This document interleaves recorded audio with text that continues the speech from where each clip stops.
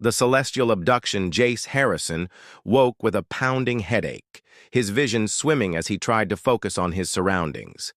Cold metal bit into his wrists and ankles. Restraints, he realized with growing panic. The sterile chamber around him hummed with strange technology, nothing like the military vessels he was accustomed to commanding. "He's conscious," a melodic voice observed from somewhere beyond his field of vision. Jace strained against his bonds, military training kicking in as he assessed his situation. "Who's there? Release me immediately!" A figure stepped into view, and Jace's breath caught in his throat. She was tall and graceful, her skin a luminescent silver purple that seemed to shimmer under the chamber's lights.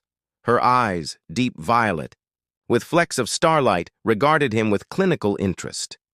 "Commander Jace Harrison of Earth," she said, her voice carrying an otherworldly resonance. "I am Princess Nivara of the Australian Empire. You have been chosen." Chosen. Jace pulled, harder against his restraints. "I don't recall applying for anything, especially not abduction by aliens." Nivara's lips curved into what might have been amusement. "Your species' humor is as reported. Fascinating." She moved closer, her flowing garments of iridescent material catching the light. "Your DNA pattern is unique, Commander. It holds the key to saving my people." Two other Australians entered, their attire marking them as some kind of scientists. They hovered devices over Jace's body, holographic displays flickering with data he couldn't comprehend. "The genetic compatibility is confirmed, Your Highness," one reported. "His molecular structure can integrate with the royal lineage." Jace's blood ran cold. "Integration? What exactly are you planning to do with me?" Nivara dismissed the scientists with a gesture, waiting until they departed before addressing him again. "The Australian royal line is dying, Commander. A genetic degradation that threatens our entire species. For generations, we've searched the cosmos for compatible DNA to strengthen our bloodline. And I'm supposed to be your what? Breeding stock?" Jace spat the words, disgust and fear mingling in his chest. "You misunderstand." Nivara's expression softened slightly. "The prophecy speaks of a star-crossed union, a joining of worlds that will restore balance. You were not chosen randomly, Commander Harrison." She reached out, her slender fingers hovering just above his chest. Jace felt a strange warmth radiating from her hand, an energy that seemed to call to something deep within. "Him, our scientists detected your genetic signature from light years away. It resonates with the royal Australian genome in ways we've never seen before." "That doesn't give you the right to kidnap me," Jace countered, though he found himself strangely transfixed by her otherworldly beauty. Nivara withdrew her hand, studying him with those star-flecked eyes. "In time, you'll understand the honor bestowed upon you. You will be the father of a new Australian era, a savior to my people." "And if I refuse?" Her expression hardened, regal authority replacing the momentary gentleness. "Refusal is not an option. Commander, the fate of billions rests on our union." She turned to leave, her silhouette framed in the doorway. "Rest now. Tomorrow you'll begin to learn our ways." As the door sealed behind her, Jace lay in the silence, his mind racing. Somewhere across the stars was Earth, his home, his life, everything he knew. And here he was, captive to an alien princess who believed him to be the salvation of her species. He had to escape, had to find a way back home. Yet even as the thought formed, he couldn't shake the strange connection he'd felt when Nivara's energy touched him. It was as if something inside him had recognized something in her, a resonance that defied explanation. Jace closed his eyes, gathering his strength. Whatever game these Australians were playing, he wouldn't be a willing participant. He was a commander, a fighter, and somehow he would find his way home before this princess could claim him for her cosmic dynasty. Captive of the stars, 3 days had passed since Jace's abduction, each one bringing subtle changes to his captivity. The restraints were gone now, replaced by an invisible energy field that surrounded his lavish quarters, a gilded cage within, the Australian royal palace. Jace stood at the viewport, gazing at the alien cityscape below. Crystalline spires reached toward a sky painted in shades of amber and violet, while hovering vehicles moved in perfect geometric patterns between buildings. Despite his situation, he couldn't deny the breathtaking beauty of Australia.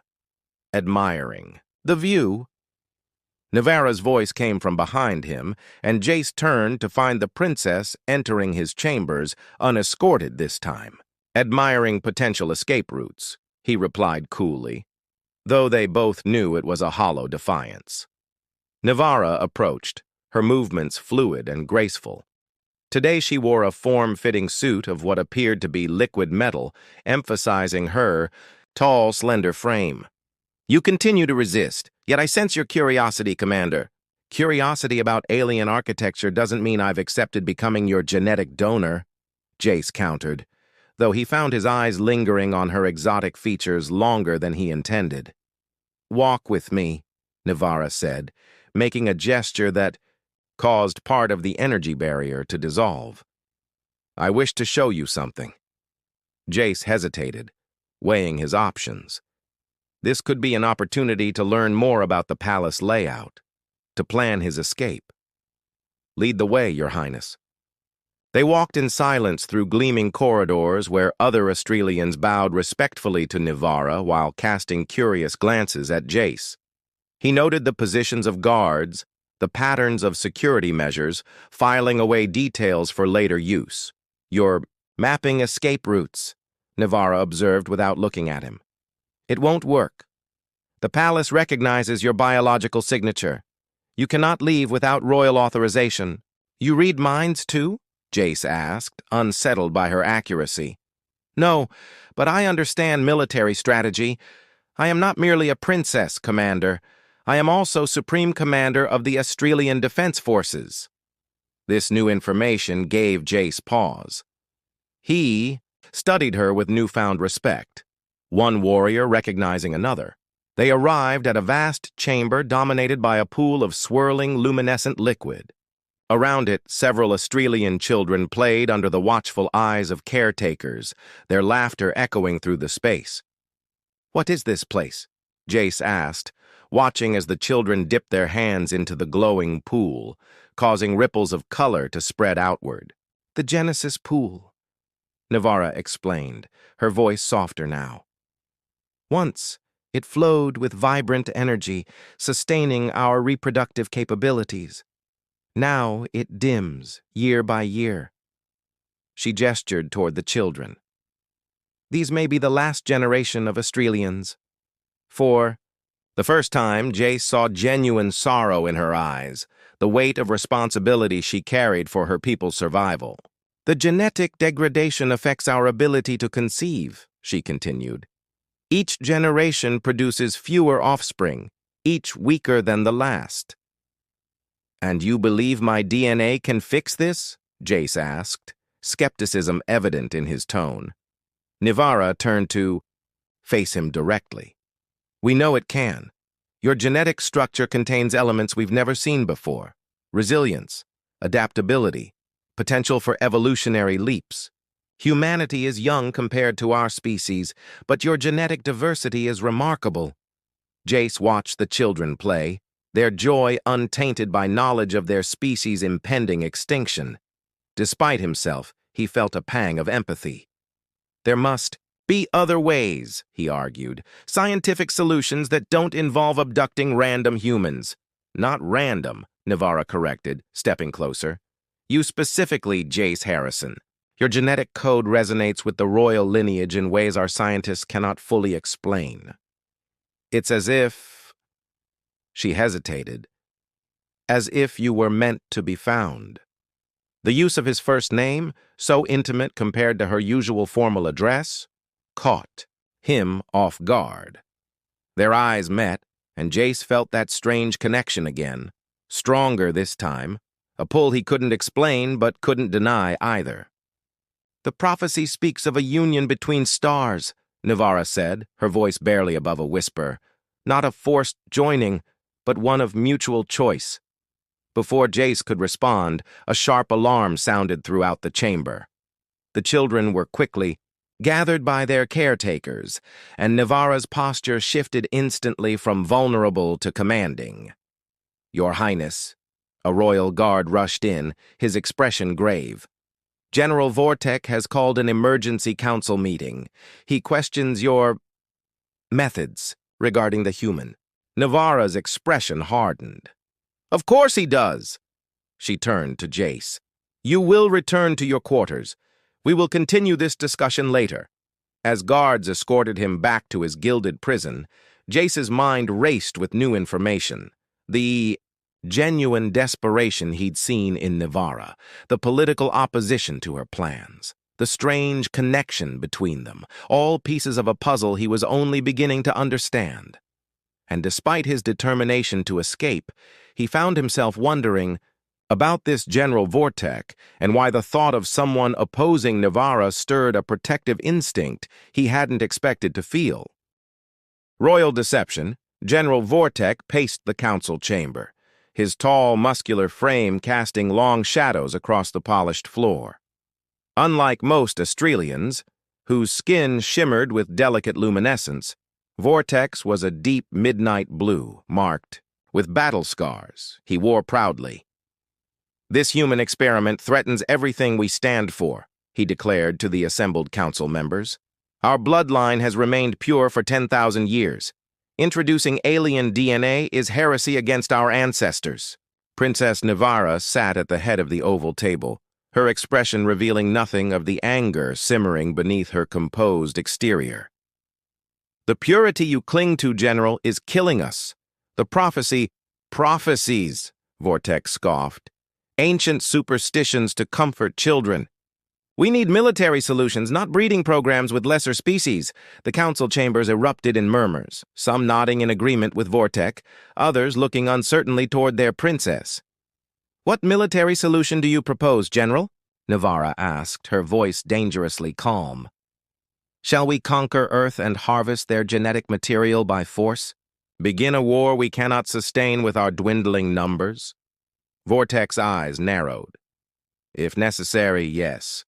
Better than diluting our royal line with a primitive species barely out of its planetary cradle." Meanwhile, in his quarters, Jace had discovered that the energy barrier had a flaw, a millisecond fluctuation that occurred precisely every 4 hours. With careful timing, he slipped through during one such fluctuation, determined to learn more about the political situation he'd unwittingly become central to. Moving silently through the palace corridors, using techniques honed during covert operations on Earth, Jace navigated toward the council chambers he'd noted during his walk with Navara. The raised voices guided him to a viewing gallery above the main chamber, where he could observe undetected. "Though, human must be eliminated," Vortek was saying, causing Jace's blood to run cold. "The risk is too great." "You overstep, General," Navara replied, rising from her seat. The air around her seemed to shimmer with barely contained energy. "Commander Harrison is under my protection. Any move against him will be considered treason against the crown." Jace felt an unexpected warmth at her defense of him, quickly suppressed by his rational mind. Stockholm Syndrome, he told himself. Nothing more. "Your father would never have entertained this madness," Vortek countered. "King Xenoth understood the importance of Australian purity." "My father is gone," Navara said, her voice carrying a sharp edge, "and with him, the old ways that would see us extinct rather than changed." The council session ended in unresolved tension, with Vortek storming out flanked by military officials clearly loyal to him. Jace quickly retreated, making his way back to his quarters just in time for the next barrier fluctuation. Later that evening, Navara visited him again. She seemed tired, the weight of leadership evident in the slight slump of her shoulders. "You should rest," Jace found himself saying. Even alien princesses need sleep, I imagine. A small smile touched her lips. How human of you to concern yourself with my well-being while being my prisoner. Stockholm Syndrome, Jace shrugged. Or maybe I'm just gathering intelligence on enemy weaknesses. Is that what we are? Enemies? Navara asked, moving closer. The light from Australia's 3 moons streamed through the viewport, bathing her. In ethereal radiance, Jace hesitated. I don't know what we are. The council is divided, she said after a moment. Many support the prophecy, but Vortek leads a powerful faction against it. Against you, I heard, Jace admitted, deciding honesty might serve him better than pretense. I escaped earlier, temporarily. Instead of anger, Navara looked impressed. The security barriers are designed to be impenetrable. Nothing's impenetrable if you watch closely enough, Jace replied. There's a fluctuation every 4 hours. And yet you returned? You could have attempted to leave the palace? Jace hadn't fully examined his own motivations for returning. I wanted information more than I wanted an escape attempt likely to fail. Navara studied him, those star-flecked eyes seeming to see through his practiced composure. Vortek will move against you, against us. He fears change more than extinction. Us? Jace questioned, catching the word. Navara stepped closer, still, close enough that he could feel the strange warmth that radiated from her skin. I told you the prophecy speaks of mutual choice, Jace. I've shown you our desperation, our need. But I haven't told you everything. She raised her hand, hesitating before gently placing it against his chest. Immediately, Jace felt it. An electrical current that seemed to flow between them, not painful but intensely present. This connection, she whispered. It's unprecedented. The resonance between our biological energies defies scientific explanation. It's as if your body recognizes mine at a cellular level. Jace couldn't deny the sensation, the pull he felt toward her that went beyond her exotic beauty or commanding presence. What does it mean? It means the prophecy chose correctly, Navara said softly. And perhaps in time, so will you. Before Jace could respond, a distant explosion rocked the palace, the shock wave reaching them seconds later. Alarm systems activated throughout the structure, bathing them in pulsing red light. Navara's communication device chimed urgently. Your Highness, came a panicked voice. General Vortek has staged a coup. His forces have breached the palace. Defenses! In that moment, everything changed.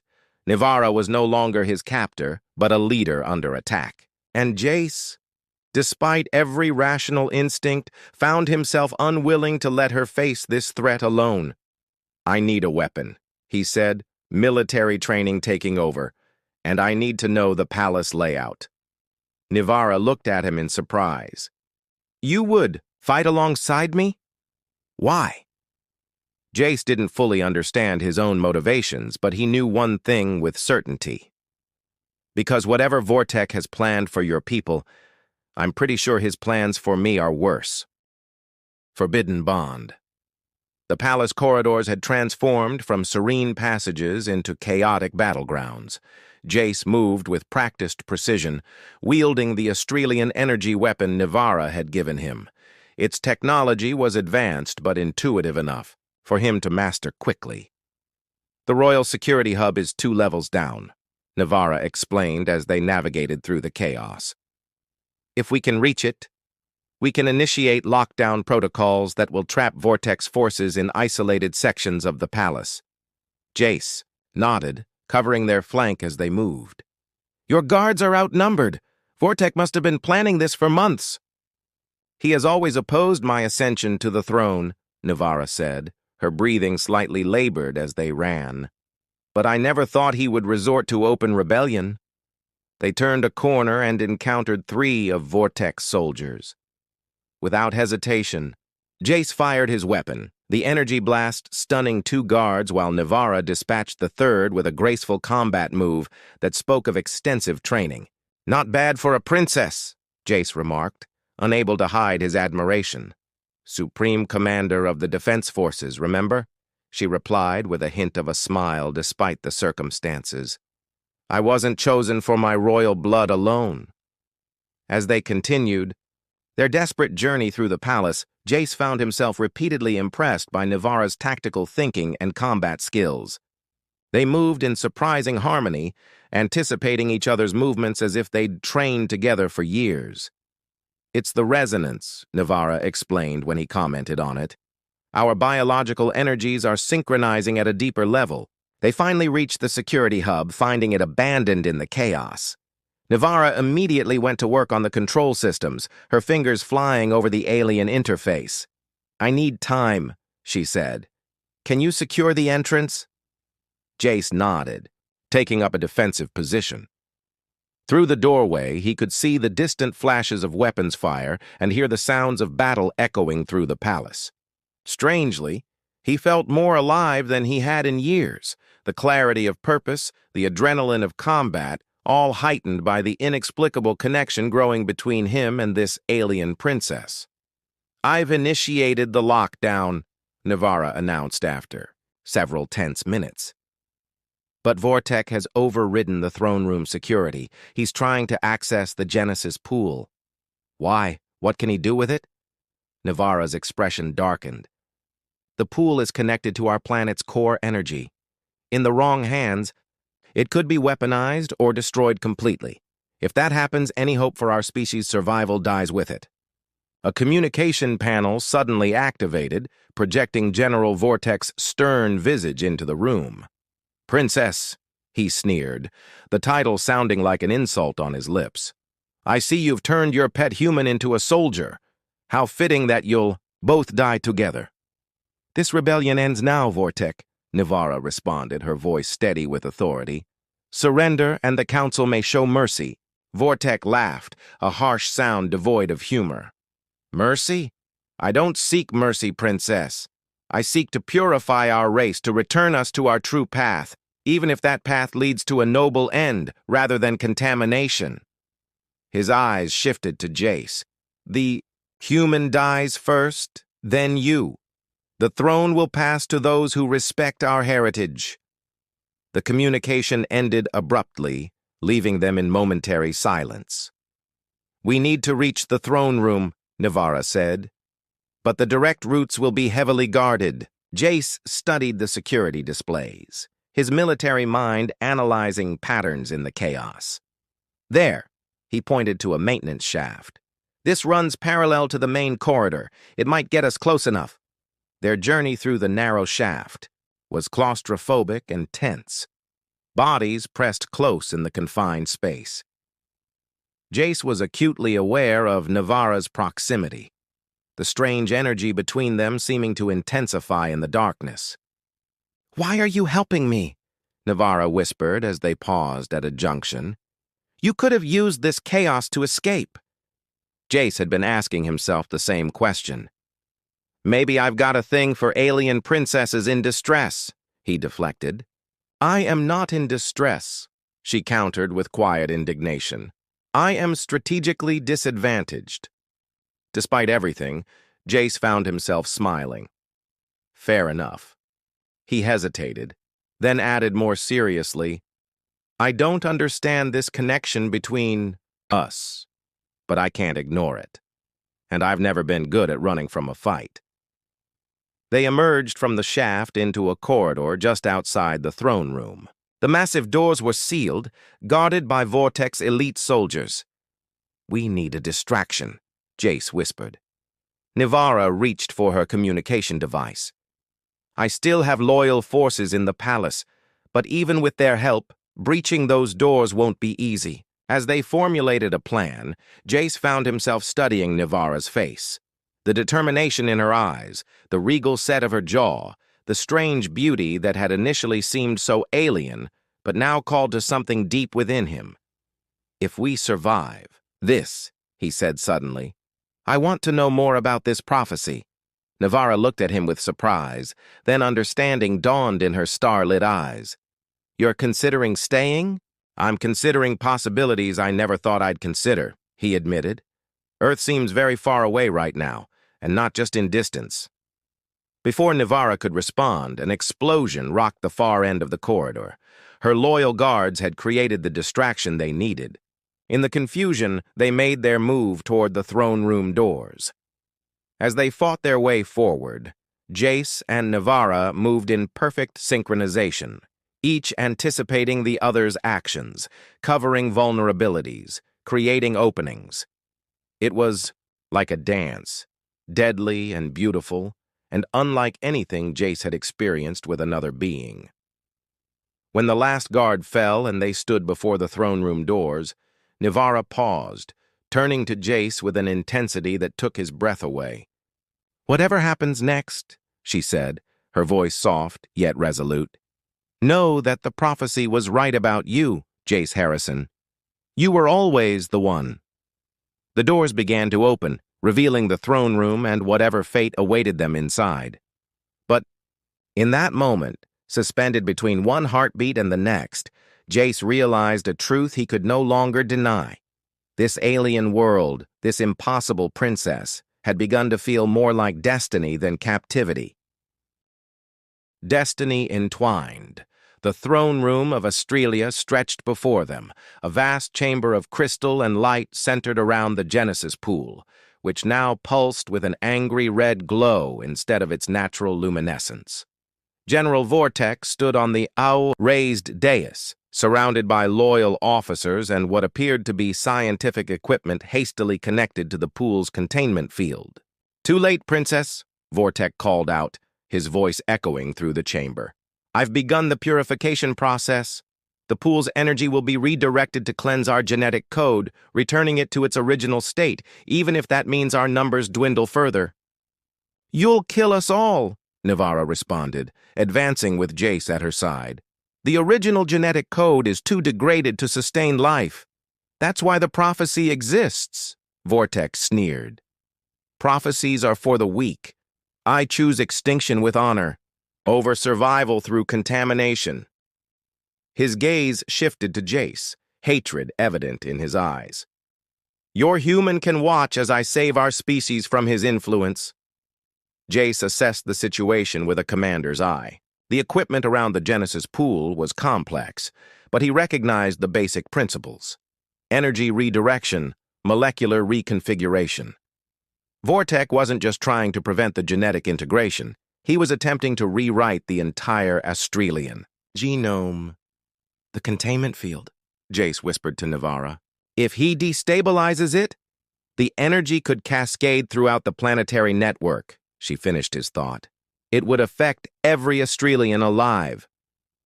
"I need to get to those controls," Jace said, calculating angles of approach as Vortex guards took defensive positions. Navarra nodded. "I'll create a diversion." Without warning, she stepped forward, her royal authority radiating like a physical force.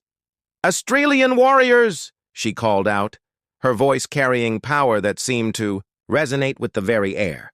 "You stand on the precipice of history. Choose carefully which side you defend, a future of hope or the certainty of extinction." Her words created momentary confusion among some of the guards, just enough for Jace to begin moving along the chamber's perimeter, using architectural features as cover.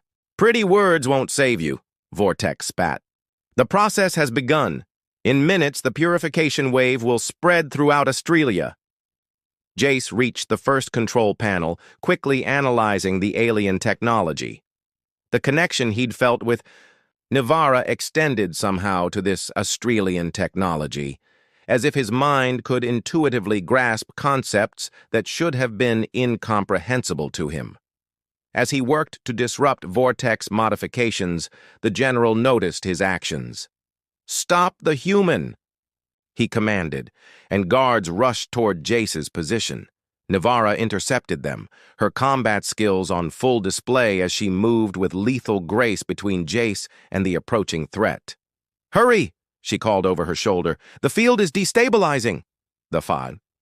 Genesis Pool's glow intensified, the liquid within it beginning to swirl violently. Jace could feel the energy building, dangerous, uncontrolled power that threatened to tear through the containment systems. "It's too late!" Vortek laughed, a sound edged with madness. "The purification comes!" Jace's mind raced, analyzing the system before him. There was no way to simply shut it down. The process had progressed too far. But perhaps... "Nivara!" he called out. "The prophecy. It speaks of a union. What if that's literal? What if our genetic material needs to interact directly with the pool?" Understanding dawned in her eyes. "The resonance, it could stabilize the field!" "Or kill us both," Jace added grimly. Vortek realized their intention and lunged forward. "I'll die before I let this abomination occur." In the chaos that followed, Nivara fought her way to Jace's side as the Genesis Pool's energy continued to build toward critical levels. Alarms blared throughout the palace, warning of imminent catastrophe. "Are you certain?" Nivara asked, her eyes locked with his. "This isn't your fight, not your people." Jace found himself smiling despite the danger surrounding them. Funny how that distinction seems less important now. He took her hand, feeling the now familiar surge of energy between them. "Besides, I've never been good at walking away from a challenge." Together they moved toward the Genesis Pool, its swirling energies now a maelstrom of crimson and gold. Vortek screamed in rage, breaking free from the guards who had finally turned against him, drawing a ceremonial blade as he charged toward them.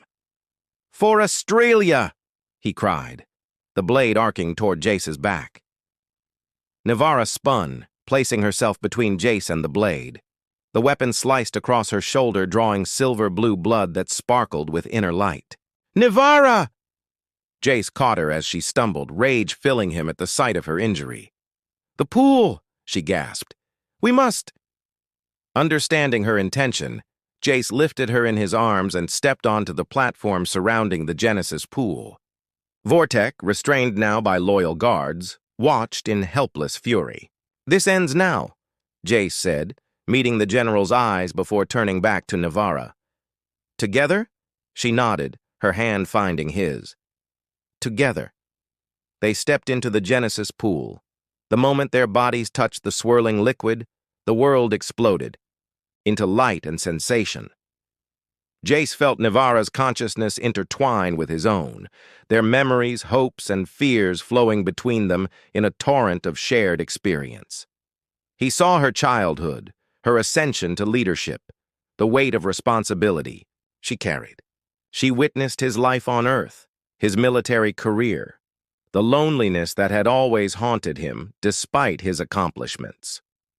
Through their joined consciousness, they reached out to the pool's energy, guiding it, tempering the destructive force. Vortek had unleashed and transforming it into something new, a harmonious resonance that spread outward, rippling through the palace, the city, the planet.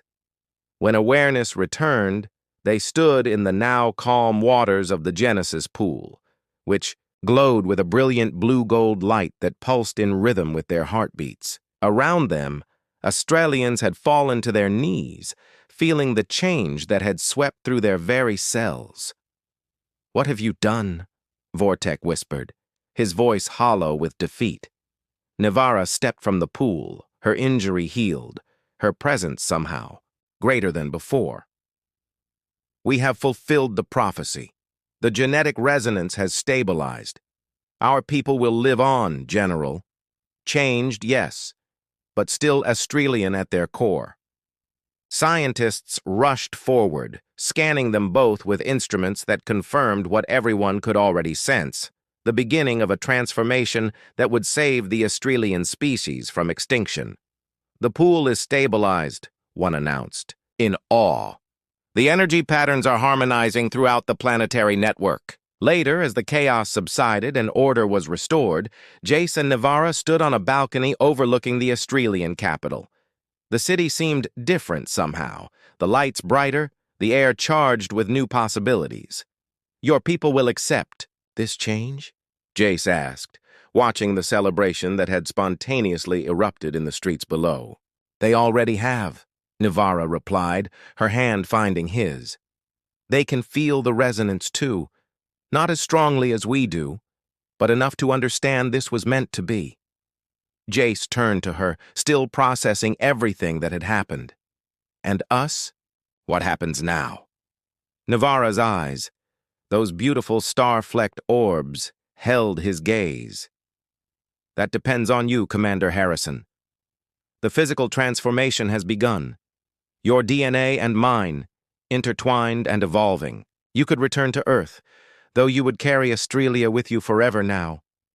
Or, he prompted, already knowing his decision but wanting to hear her say it. Or you could stay, she said softly. Rule beside me. Help forge this new future we've created. Our bloodlines are one now, Jace. Where that leads, she left the thought unfinished, a question in her eyes. Jace looked out at the alien world that no longer felt so alien, then back to the extraordinary woman beside him. Earth seemed like a distant memory compared to the connection he'd found. Here, the purpose, the belonging. I think, he said, drawing her closer, that fate has been trying to tell us something from the beginning. I was just too stubborn to listen. Her smile was radiant as she leaned toward him. Stubbornness, another trait our children will inherit, I suspect. Children? Jace raised an eyebrow, though he couldn't suppress his own smile. The prophecy speaks of a dynasty, Navara reminded him, her lips now inches from his. But perhaps we should start with something simpler.